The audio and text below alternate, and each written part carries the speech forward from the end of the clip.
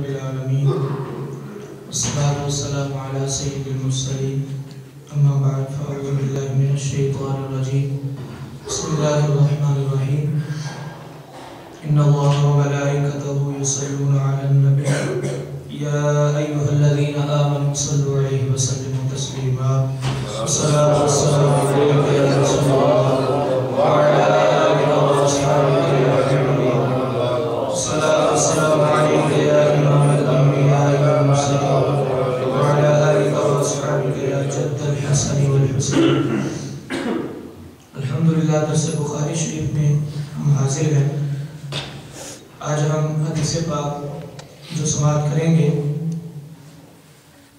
اس میں ہماری اصلاح کی بات بھی ہے اور ایک شرعی مسئلہ بھی اللہ پاک نے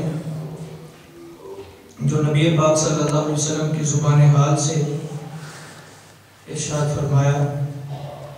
نبی پاک صلی اللہ علیہ وسلم کا فرمان ہے، سیدنا ابو ہریرہ رضی اللہ تعالیٰ عنہ روایت کرتے ہیں، رسول اللہ صلی اللہ علیہ وسلم نے فرمایا، جب کتا تم میں سے کسی ایک کے برتن سے پانی پی لے تو وہ اس کو 7 مرتبہ دھوئے۔ دوسری حدیث پاک سیدنا ابو ہریرہ رضی اللہ تعالیٰ عنہ روایت کرتے ہیں، حضور نے ارشاد فرمایا، بنی اسرائیل کے اندر ایک شخص تھا، اس نے دیکھا کہ ایک کتا پیاس کی وجہ سے کیچڑ کھا رہا تھا۔ پھر اس شخص نے اپنے موزہ کو پکڑا اور اس کتے کے لیے چلو میں پانی لیا، حتیٰ کہ اس کتے نے پانی پی لیا۔ اللہ تعالیٰ نے اس کے اس فعل کی قدر افزائی کی اور اس کو جنت میں داخل فرما دیا۔ یہ 2 حدیثیں ہم نے سماعت کی ہیں۔ ایک میں شرعی مسئلہ بیان کیا گیا کہ جب کتا کسی کے برتن میں منہ ڈال دے تو اس کو 60 مرتبہ کوئی دھو لے گا تو اللہ پاک اس کو پاک فرما دے گا۔ جو دوسری بات ارشاد فرمائی اس میں ہمارے لیے اصلاح کے بہت زیادہ پہلو ہیں کہ بنی اسرائیل میں ایک شخص جس نے کتے کو پانی پلایا وہ پیاسا تھا، تو اللہ پاک نے اس کے اس کام کی وجہ سے اس کی بخشش فرما دی۔ تو یہ دیکھیں، جب اللہ کی بارگاہ میں رب کی رضا کے لیے اخلاص کے ساتھ بندہ جانور کے ساتھ بھی نیکی کرتا ہے تو اللہ اس کو رائیگاں نہیں جانے دیتا، اللہ اس کی وجہ سے بھی اس کو جزا عطا فرماتا ہے۔ مسلم شریف میں ایک حدیث پاک ہے اس کے برعکس کہ ایک عورت تھی جو ایک بلی کے ساتھ ظلم کرتی تھی۔ اس بلی کو اس نے اپنے گھر میں باندھ رکھا تھا اور اس کو نہ پانی پلاتی نہ کھانا کھلاتی۔ وہ اسی حال میں بلی مر گئی تو اللہ پاک نے اس بلی پر ظلم کرنے کی وجہ سے اس کو دوزخ میں ڈال دیا۔ تو یہ دیکھیں، ایک طرف کتے کے ساتھ بھلائی کی، کتے کے ساتھ اچھائی کی تو اللہ پاک اس کو نیکی عطا فرماتا ہے۔ وہ نیکی یہ ہے کہ اللہ اس کو جنت عطا فرماتا ہے۔ دوسری طرف جانور کے ساتھ ہی برائی کی تو اللہ پاک اس کی وجہ سے اس کو دوزخ عطا فرماتا ہے۔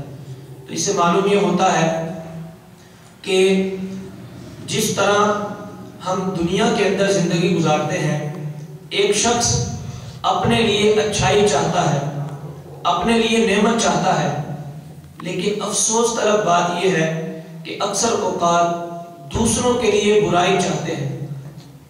ہونا یہ چاہیے کہ کسی کو تکلیف میں بندہ دیکھے تو اس کی مدد کرے، جس قدر ہو سکتا ہے آگے بڑھ کر اس کی مدد کرے تو اللہ پاک اس کی مدد کرنے کی وجہ سے اس کو برکتیں عطا فرمائے گا۔ لیکن آج ہمارے معاشرے کے اندر کسی کی تکلیف کو دیکھ کر ہم ہنستے ہیں، کسی کو تکلیف میں دیکھ کر ہم اس کی مدد نہیں کرتے۔ ہم چاہتے ہیں کہ یہ ساری زندگی تکلیف میں رہے، لیکن اپنا معاملہ کیا ہے؟ اپنا معاملہ یہ ہے کہ میں خوشحال ہوں، مجھے کوئی تکلیف نہ آئے۔ ہم ایک تو کسی کو تکلیف میں دیکھتے ہیں، اس کی مدد نہیں کرتے۔ دوسرا یہ بھی ہوتا ہے کہ ہم خود بھی لوگوں کو تکلیف میں مبتلا کرتے ہیں، تکلیف میں ڈالتے ہیں۔ وہ تکلیف 2 طرح کی ہوتی ہے۔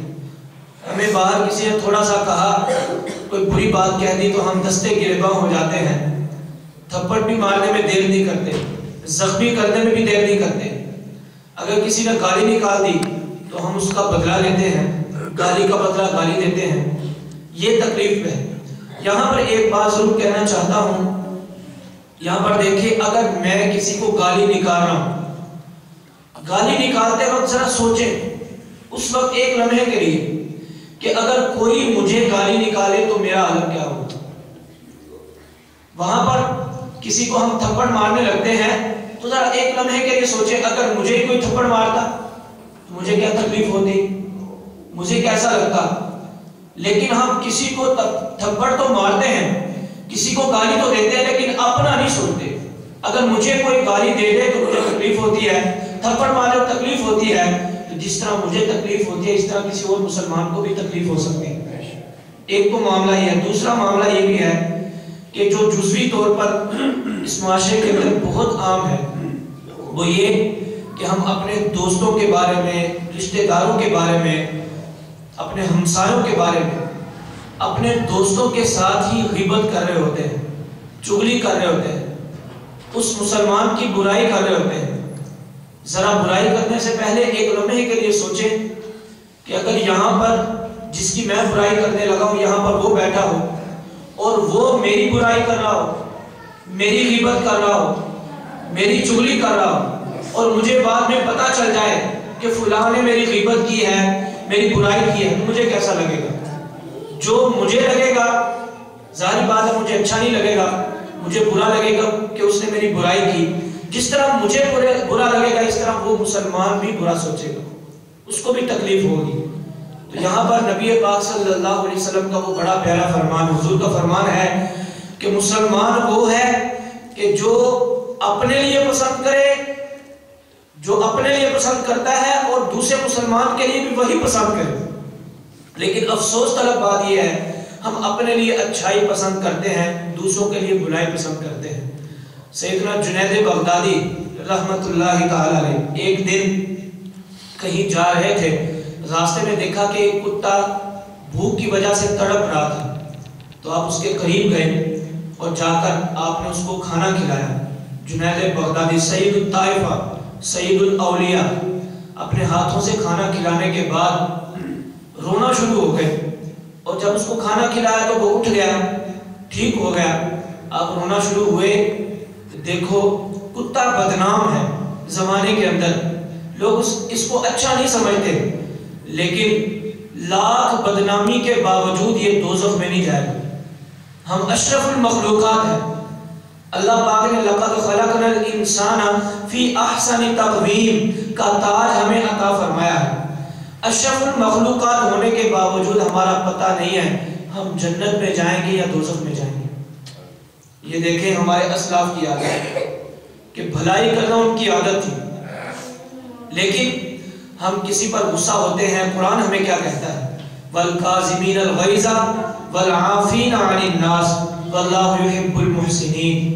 اللہ فرماتا ہے کہ جب کسی پر غصہ آ جائے نا تو غصے کو پی لو، وَالْقَاظِمِينَ الْغَيْظَ، غصے کو پی لو، غصے کو تھوک دو، دوسرے لفظوں میں، آسان لفظوں میں غصہ ترک کر دو، وَالْعَافِينَ عَنِ النَّاسِ، اور لوگوں کو معاف کر دو، وَاللَّهُ يُحِبُّ الْمُحْسِنِينَ، اور جو اللہ کے ان احکامات پر عمل کرے گا، رب تعالیٰ کے فرمان پر عمل کر کے عملی زندگی گزارنے کی کوشش فرمائے گا تو اللہ پاک اس بندے کو اپنا محبوب بنا لے گا۔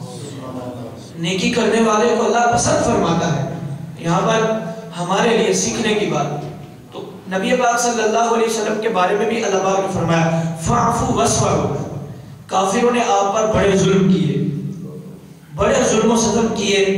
طائف کی وادی ہم سب کے سامنے ہے، ہم نے بہت بار یہ باتیں سنی ہیں۔ طائف کے اندر لوگوں نے آپ کو پتھر مارے، آپ کو نعوذ باللہ برا بھلا کہا، اور اس طائف کے سرداروں نے اوباش لڑکوں کو آپ کے پیچھے لگا دیا، لیکن نبی رحمت آقا کریم صلی اللہ علیہ وسلم نے ان کے لیے بد دعا نہیں کی۔ ایک پہلو حضور کا یہ تھا کہ آپ نے صبر تحمل کیا، اور دوسرا پہلو دیکھیں جب آپ نے ہجرت فرما لی، مدینہ المنورہ چلے جاتے ہیں، مدینہ جانے کے بعد یہی طائف کے لوگ ایک وفد کی شکل میں چند لوگ مدینہ آتے ہیں۔ چونکہ اسلام گلی گلی کوچے کوچے پھیل چکا تھا، ہر جگہ اس کا چرچا ہو چکا تھا، یہی طائف کے لوگ جب مدینے آتے ہیں اسلام قبول کرنے کے لیے، نبی پاک صلی اللہ علیہ وسلم مسجد نبی میں تشریف فرما ہوتے ہیں تو لوگ وہ منظر دیکھتے ہیں کہ یہی طائف کے لوگ جو آپ پر ظلم و ستم کرنے والے تھے، آپ کو زخمی کرنے والے تھے، نبی آخر الزمان صلی اللہ علیہ وسلم انہی لوگوں کا کھڑے ہو کر استقبال کر رہے تھے۔ حالانکہ حضور صلی اللہ علیہ وسلم کہہ سکتے تھے تم تو لوگ وہ ہو کہ جنہوں نے مجھ پر ظلم کیا، تمہارے لڑکوں نے ظلم کیا، لیکن نبی پاک صلی اللہ علیہ وسلم کو اللہ پاک نے یہ وصف عطا فرمایا، فاعفو وصفہو، آپ ان کو معاف کر دیں، آپ درگزر کر دیں۔ تو اس لیے اگر ہمارے ساتھ بھی کسی مسلمان نے تکلیف کی ہو، ہمیں تکلیف میں مبتلا کیا ہو، تو ہم لوگ ایک دم اللہ کی رضا کے لیے اس مسلمان بھائی کو، وہ رشتہ دار ہو، دوست کو معاف کر دیں۔ جب معاف کریں گے ایک بات یہ ہے کہ رسول اللہ کی سنت ادا ہوگی، اور دوسری بات یہ ہے جیسے ابھی ہم نے سنا واللہ یحب المحسنین، اللہ نیکی کرنے والے کو پسند فرماتا ہے، تو اللہ بھی ہمیں پسند فرما لے گا۔ تو اللہ کی بارگاہ میں دعا کرتے ہیں رب تعالیٰ ہمارے درمیان محبتوں کا ایک پھول عطا فرمائے اور ہمیں کلیوں کی طرح مسکراتا رکھے، اور ہمارے رشتہ داروں میں کسی کے ساتھ اگر نفرت ہو تو اللہ پاک آپس میں دلوں کو ملا دے، ہمسائے کے ساتھ نفرت ہو تو دلوں کو ملا دے۔ اللہ پاک ہم سب کو عمل کرنے کی سعادت عطا فرمائے، آمین بجاہ نبی الکریم الامین صلی اللہ علیہ وسلم۔